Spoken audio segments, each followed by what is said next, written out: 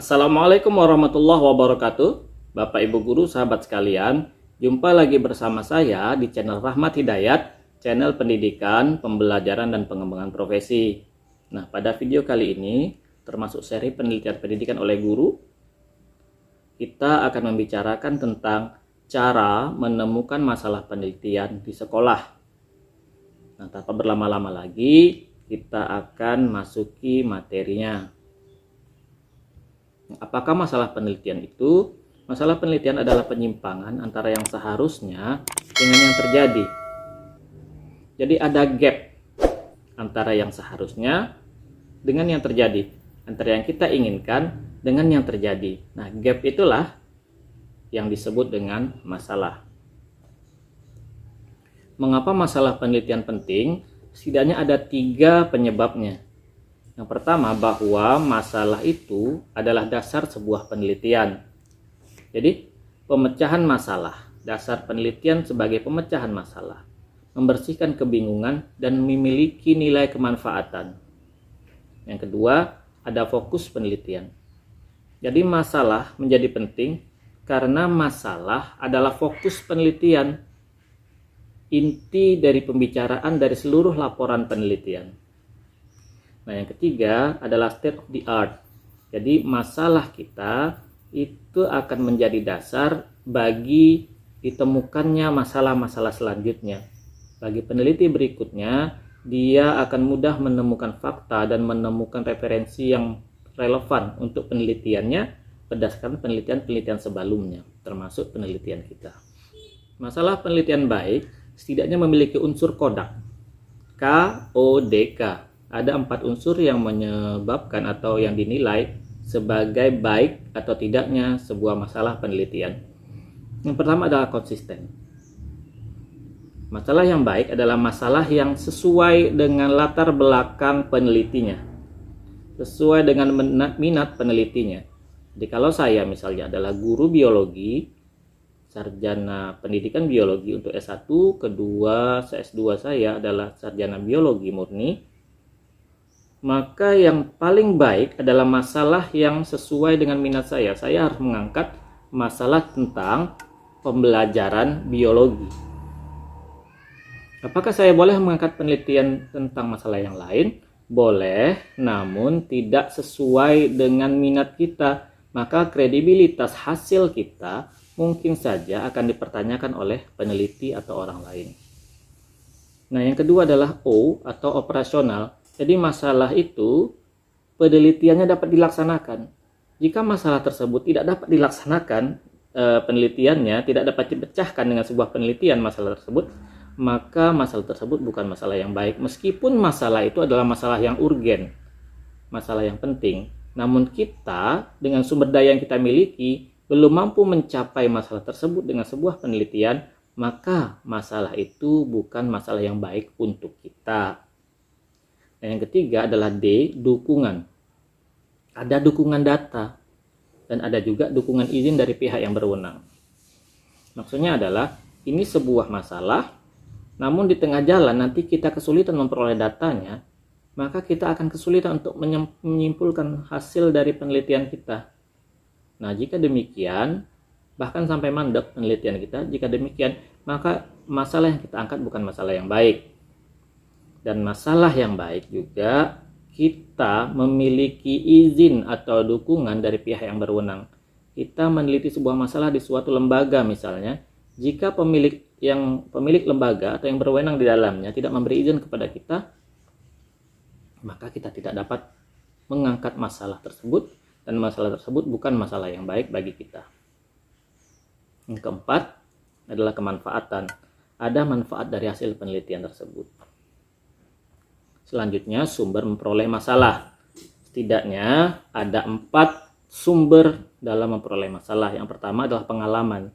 Pengalaman kita sehari-hari dapat kita catat dan kita jadikan sebuah renungan untuk mengorek masalah di dalamnya. Yang kedua adalah pengamatan. Yang kedua adalah pengamatan yang berasal dari kegiatan manusia atau fenomena alam. Jadi kita melihat sesuatu, kita mengamati sesuatu, ada gap di sana antara yang seharusnya dengan yang terjadi pada saat itu, maka kita dapat mengangkatnya menjadi sebuah masalah penelitian. Yang ketiga, dari studi literatur, seorang peneliti atau seseorang secara khusus peneliti membaca banyak literatur, kemudian menemukan celah di dalamnya, celah yang dapat dikaji dari beberapa teori yang dia temukan dari studi literatur. Nah, itu dapat diangkat menjadi masalah penelitian. Yang terakhir adalah studi khusus. Misalnya gara-gara tuntutan pekerjaan, spesialisasi atau uji pasar. Dalam sebuah perusahaan misalnya ingin mengeluarkan produk terbaru, maka mau tidak mau dia harus uji pasar apakah produk tersebut diminati konsumen atau tidak. Hal itu penting karena akan berpengaruh kepada nilai jual dan daya jualnya. Jadi jika tidak laku di pasaran, jika tidak ada minat dari responden dalam uji pasar ini, maka produk tersebut atau ditinjau ulang atau ditunda launchingnya. Baik, selanjutnya mencari masalah penelitian di sekolah. Nah, Bapak Ibu sahabat sekalian, masalah di sekolah setidaknya dapat kita temui dari 3 domain, 3P. Yang pertama adalah pengelolaan, yang kedua adalah pembelajaran, yang ketiga adalah pembinaan. Pengelolaan di sini adalah manajemen satuan pendidikan. Pasti banyak masalah di dalamnya. Kemudian pembelajaran ialah penyelenggaraan pembelajaran di satuan pendidikan dalam tingkat kelas misalnya. Dan yang ketiga adalah pembinaan siswa di satuan pendidikan, kelompok, individu, studi kasus, misalnya ada kekerasan dan sebagainya. Nah, ketiganya dapat masalah-masalah di dalam 3 domain itu dapat kita lakukan penelitiannya setidaknya dari beberapa jenis penelitian ini: deskriptif kualitatif, kemudian studi kasus, deskriptif kuantitatif, penelitian tindakan sekolah. Di sana juga seharusnya ada penelitian tindakan kelas. Saya lupa tulis di situ. Yang terakhir adalah penelitian pengembangan. Nah, untuk domain pertama, pengelolaan, manajemen satuan pendidikan, lingkupnya diantaranya adalah kurikulum dan pembelajaran, kesiswaan, sarana prasarana, guru dan tenaga kependidikan, hubungan masyarakat dan administrasi sekolah. Siapa yang melakukan penelitian? Beberapa orang yang dapat melakukan penelitian ini, yang berpotensi melakukan penelitian ini seharusnya ialah kepala sekolah, waka kurikulum, wakil kepala bidang kurikulum, waka sarpras, waka kesiswaan atau waka humas. Nah, contoh masalahnya adalah motivasi staf TU misalnya.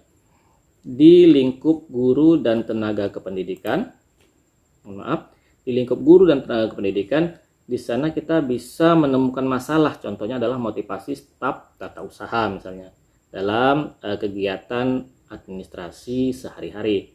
Kemudian prestasi OSN misalnya waka kesiswaan dapat melakukannya. Setiap tahun kenapa ada kemunduran prestasi OSN? Jumlah siswa misalnya yang lolos ke tahap berikutnya misalnya dari kabupaten ke tingkat provinsi, kok setiap tahun ada penurunan. Nah, ada masalah di dalamnya.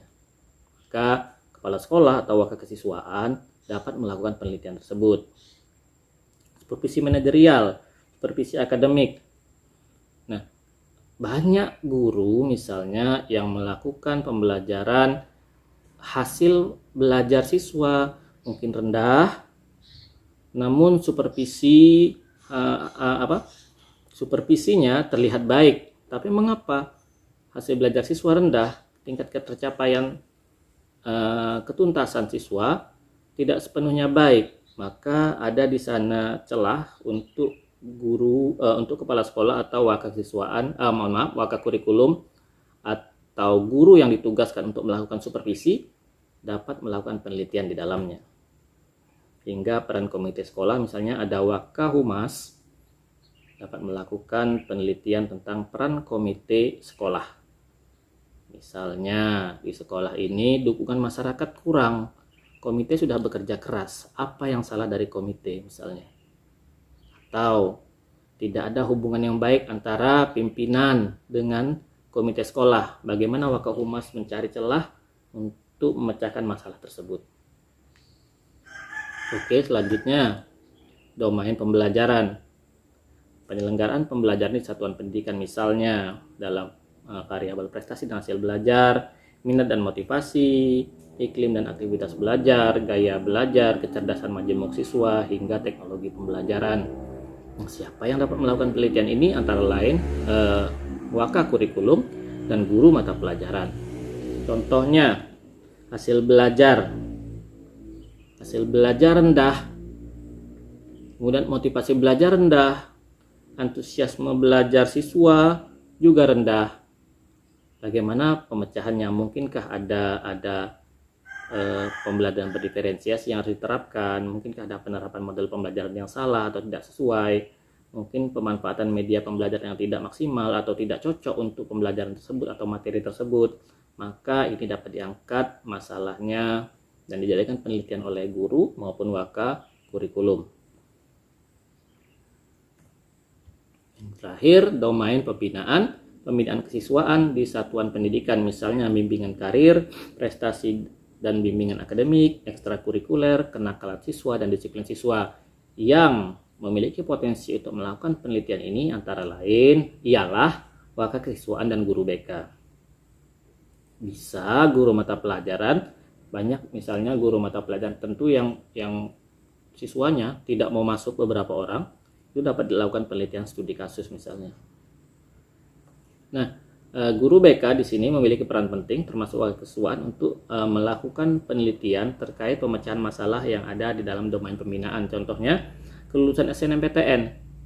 Sebagaimana prestasi OSN, sama, mungkin di tahun ini ada sekian orang yang lulus, ada 30 orang. Di tahun berikutnya kenapa hanya 20 orang, di tahun berikutnya kenapa hanya 15 orang. Maka hal-hal tersebut dapat dicari, dapat diangkat masalahnya dan dapat dijadikan sebagai penelitian pendidikan. Nah, kemudian dapat juga tentang disiplin siswa dan perundungan di sekolah. Itu tanda panah merah itu bukan ya, itu dari sini. Lupa saya hapus, mohon maaf. Ya, disiplin siswa juga dapat diangkat sebagai masalah penelitian. Banyak siswa misalnya lambat masuk pada mata pelajaran tertentu, bahkan pada awal jam pelajaran mereka terlambat datang ke sekolah. Itu dapat diangkat. Tawuran antar sekolah juga misalnya, bullying atau perundungan di sekolah. Nah, Bapak Ibu sekalian, mungkin ini saja yang dapat saya angkat dalam video ini terkait mencari masalah penelitian di sekolah. Mudah-mudahan bermanfaat bagi Bapak Ibu sekalian dan dapat menjadikannya sebagai motivasi untuk melakukan penelitian pendidikan di sekolah. Terima kasih. Assalamualaikum warahmatullahi wabarakatuh.